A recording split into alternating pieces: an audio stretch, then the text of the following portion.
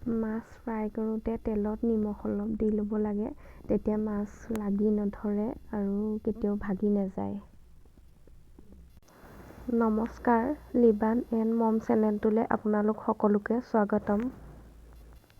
লিবানৰ ভিডিঅ'সমূহ ভাল লাগিলে চেনেলটো আপোনালোকে ছাবস্ক্ৰাইব কৰি ল'ব। আজি ভিডিঅ'টো কিহৰ ওপৰত হয়তো আপোনালোকে দেখি জানিছেই। মাছ, ফুলকবি, বিলাহীৰ জোল।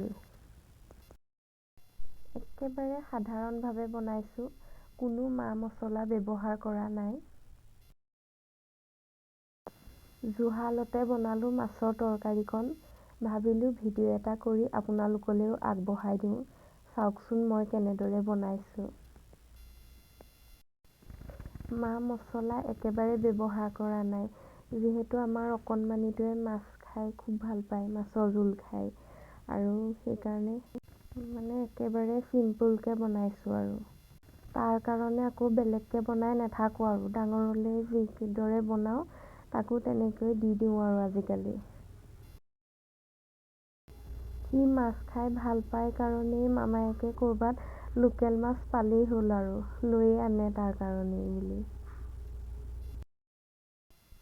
বাৰু যিয়েই নহওক, আপোনালোকৰ আগলৈ ভিডিঅ'টো দিলোঁ, ভাল লাগিলে লাইক এটা কৰি দিব, শ্বেয়াৰ কৰিব, ছাবস্ক্ৰাইব কৰিব। দেখাত ইমান ভাল হোৱা নাই যদিও খাবলৈ কিন্তু টেষ্টি হৈছিলে দেই। Good night, bye bye.